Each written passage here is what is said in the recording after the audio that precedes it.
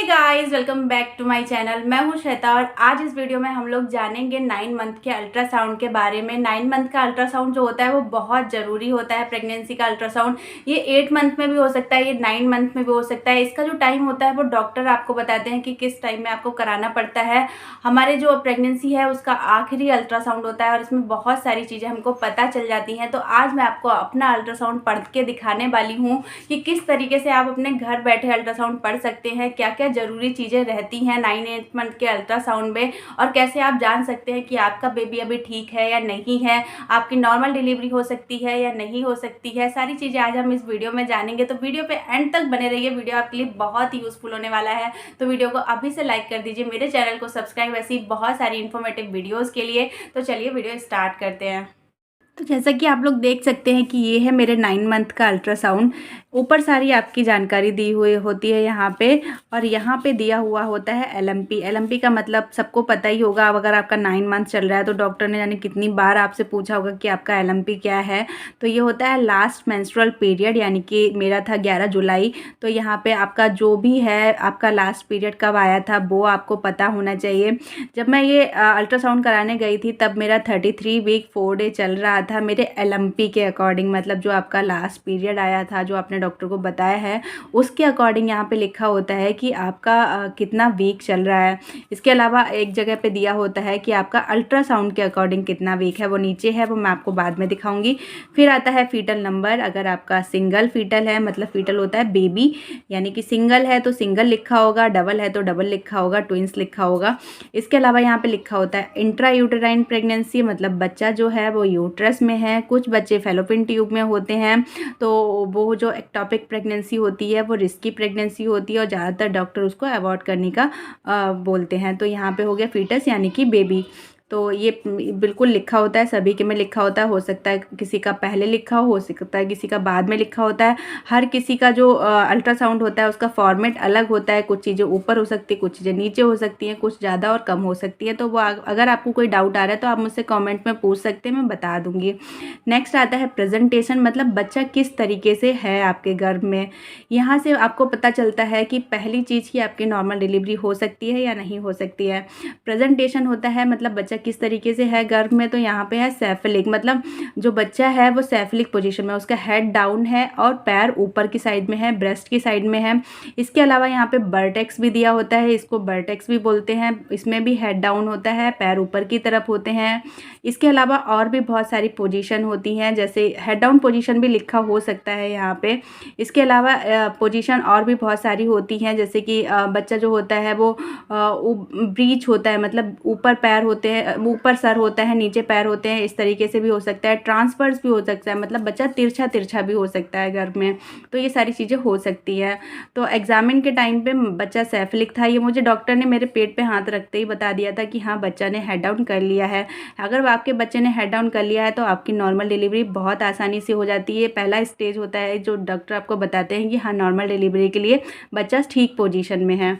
इसके अलावा आता है लाई, कि किस तरीके से बच्चे ने लाई किया हुआ है। लॉन्गिट्यूडनल का मतलब होता है बच्चा एकदम सीधा सीधा है। इसके अलावा क्या होता है कि यहाँ पे कई चीज़ें और लिखी हो सकती है। बर्टेक्स लिख सकते हैं, ट्रांसवर्स लिख सकते हैं। उसका मतलब होता है कि बच्चा तिरछा तिरछा है गर्भ में। ट्रांसवर्स का मतलब होता है, ब्रीच का मतलब होता है हेड ऊपर है पैर नीचे हैं। ये सारी चीज़ें यहाँ पे लिखी हुई हो सकती हैं। कार्डियक एक्टिविटी, मतलब बच्चे की हार्ट की एक्टिविटी रेगुलर है, फिजिकल एक्टिविटी नॉर्मल है। नेक्स्ट आता है प्लेसेंटा। प्लेसेंटा से भी आपको पता चलता है कि डिलीवरी नॉर्मल होगी या नहीं होगी। एंटीरियर है, पोस्टीरियर है, लो लाइंग है तो बोलते हैं डॉक्टर की सिजेरियन होगा। एंटीरियर, पोस्टीरियर, इन सारी चीज़ों में आपकी डिलीवरी नॉर्मल हो सकती है। एंटीरियर होता है मतलब आपका जो प्लेसेंटा है वो आपके पेट की तरफ है, और जो पोस्टीरियर होता है वो पीठ की तरफ होता है। फंडल होता है यानी कि प्लेसेंटा ऊपर की साइड में, ब्रेस्ट की साइड में, और लो लाइंग होता है आपके सर्विक्स के ऊपर जो होता है पूरा प्लेसेंटा होता है। जैसे कि नॉर्मल डिलीवरी नहीं पॉसिबल होती है, उस केस में आपको सिजेरियन कराना पड़ता है। यहाँ पे कॉर्ड के बारे में भी दिया होता है कि बच्चे ने जो प्लेसेंटा है कहीं वो अपनी गर्दन में लपेट तो नहीं रखा है, तो उस बारे में भी दिया होता है। यहाँ पे प्लेसेंटा का ग्रेड भी दिया होता है, किसी में ग्रेड 1 होता है, 2 होता है, तो वो मैच्योरिटी लेवल होता है कि कितना हेल्थी प्लेसेंटा है।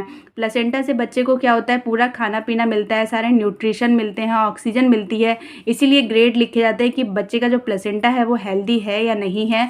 इसके अलावा और ज़्यादा कुछ नहीं लिखा होगा यहाँ पे।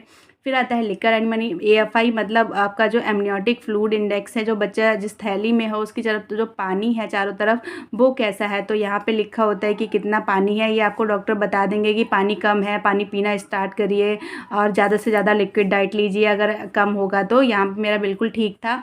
इसके अलावा कितना वो पॉकेट में है वो लिखा हुआ होता है। अब आता है फीटल बायो, मतलब बच्चे के बारे में सारी चीज़ें आती हैं कि बच्चा ठीक है या नहीं है, बच्चे किस तरीके से डेवलप हो रहा है, बच्चे की हेल्थ क्या है, बच्चा सही से डेवलप हो रहा है या नहीं हो रहा है, वो सारी चीज़ें यहाँ पे लिखी होती हैं। BPD होता है बाईपेरिटियल डायमीटर, इसमें बच्चे के जो सर की चौड़ाई होती है वो नापी जाती है। कुछ इस तरीके से बच्चे एक कान से दूसरे कान तक की जो लंबाई होती है वो नापी जाती है, तो यहाँ पर लिखा है कि इतनी लंबाई थी। इसके अलावा HC लिखा है हेड सर्कमफेरेंस, मतलब बच्चे की सर की जो गोलाई होती है वो नापी जाती है। AC मतलब होता है एब्डोमिनल सर्कमफेरेंस, मतलब जो बच्चे की पेट की गोलाई होती है वो नापी जाती है। FL होता है मतलब फीमर लेंथ, जो हमारे शरीर की सबसे बड़ी हड्डी होती है, जो हमारी थाई में होती है वो नापी जाती है, वो लिखी होती है। ये सारी चीज़ें अल्ट्रासाउंड के अकॉर्डिंग लिखी है। देख रहे हैं आप बीक यहाँ पे चेंज हो रहा है, किसी में 35 है, किसी में 34 है। ये अल्ट्रासाउंड भी दिखाता है कि कितने वीक के हिसाब से आपका बेबी डेवलप हो रहा है। फिर आता है यहाँ पे बेबी का वेट, यानी कि जो एस्टिमेटेड फीटल बर्थ वेट है कि बच्चे का क्या वेट होगा जब उसका जन्म होगा, तो ये यहाँ पे भी आपको पता चलता है कि बच्चे का वेट नॉर्मल डिलीवरी के लिए ठीक है या नहीं। अगर बच्चा बहुत कमज़ोर होता है तब डॉक्टर नॉर्मल डिलीवरी के लिए मना कर देते हैं, अगर बच्चा बहुत हेल्दी है तो भी डॉक्टर नॉर्मल डिलीवरी के लिए मना कर देते हैं। तो यहाँ से तीसरी चीज़ ये होती है कि जो आपको पता चलता है कि हाँ डिलीवरी नॉर्मल हो सकती है या नहीं हो सकती है। यहाँ पे लिखा होता है आपका कितना वीक चल रहा है, अल्ट्रासाउंड के अकॉर्डिंग आपका कितना वीक चल रहा होता है, और साथ में प्लस माइनस लिखा होता है। बहुत सारे लोग पूछते हैं कि प्लस माइनस क्या है, मतलब ये एग्जैक्ट है, इसके आगे हम 1-2 दिन आगे पीछे कर सकते हैं या 1-2 दिन आगे पीछे हो सकता है। इसके अलावा होता है EDD मतलब एस्टिमेट डिलीवरी डेट, आपकी डिलीवरी कब हो सकती है, USG मतलब अल्ट्रासाउंड के अकॉर्डिंग। तो ये था मेरा एस्टिमेटेड डेट, और मेरा जो बेबी था वो इससे लगभग 20-25 दिन पहले ही हो गया था। तो इस चीज़ के लिए आप भी तैयार रहिएगा, ये मत सोचिएगा कि EDD जो दिया हुआ है इसी दिन मेरा बेबी होगा, आगे या पीछे भी हो सकता है 1-2 हफ्ते। तो यहाँ पे हो सकता है कि आपके में भी प्लस माइनस लिखा हो, तो इसका मतलब होता है कि आगे पीछे हो सकता है। ओपिनियन, यहाँ पे डॉक्टर अपना ओपिनियन दे देते हैं कि क्या है प्रेगनेंसी का, लाइव इंट्रायूटेराइन प्रेगनेंसी है, इतने वीक की है, ये सारी चीज़ होती है। तो ये जो अल्ट्रासाउंड है बहुत छोटा सा अल्ट्रासाउंड होता है, इस पर सारी चीज़ें बेबी के बारे में देखी जाती है, साथ में यही देखा जाता है कि नॉर्मल डिलीवरी हो सकती है नहीं हो सकती है, तो ये सारी चीज़ें अल्ट्रासाउंड में दी हुई होती है। ये साथ ही यहाँ पे FHR होता है फीटल हार्ट रेट, ये मेरा 151 BPM था, मुझे बेबी बॉय हुआ था। तो बहुत सारे लोग इससे पता लगाते हैं कि क्या है क्या नहीं है, लेकिन मेरा बॉय था, मुझे हमेशा 140 से अबव ही रहा है। तो ये सारी चीज़ें होती है।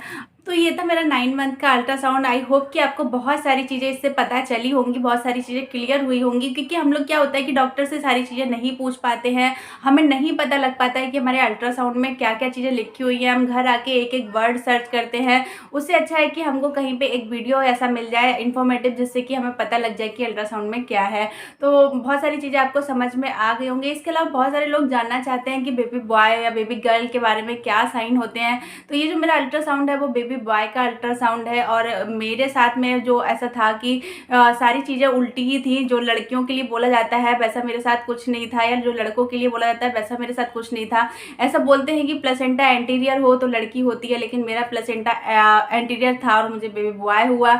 ऐसा बोलते हैं कि FHR यानी कि जो बच्चे की फीटल हार्ट रेट होती है वो 140 से कम हो तो बेबी बॉय होता है, 140 से ज़्यादा हो तो बेबी गर्ल होती है। तो मेरे साथ भी ऐसा बिल्कुल भी नहीं था, मेरा हमेशा 153 156 इस किस तरीके से हार्ट बीट रही है बेबी की, है कोई भी इनका साइंटिफिक प्रूफ नहीं है कि इनसे अल्ट्रासाउंड से कहीं से भी पता कर सकते हैं, क्योंकि इंडिया में बिल्कुल ही इलीगल है अल्ट्रासाउंड में कहीं भी बताना कि लड़का होगा या लड़की होगा, कभी जेंडर डिक्लेयर करना, क्योंकि डॉक्टर आपसे साइन भी कराते हैं कि कोई भी जेंडर डिक्लेयर नहीं किया गया है आपको। तो इन सारी चीज़ों में ना पढ़ के अपनी प्रेगनेंसी को एंजॉय करें। अभी आपका आखिरी मंथ चल रहा है प्रेगनेंसी का, अच्छे से एंजॉय करें और जो भी होगा बहुत अच्छा होगा। तो आई होप कि वीडियो आपके लिए यूजफुल रहा होगा। वीडियो यूजफुल लगा हो तो प्लीज़ वीडियो को लाइक जरूर करें, मेरे चैनल को subscribe. Thank you so much for watching.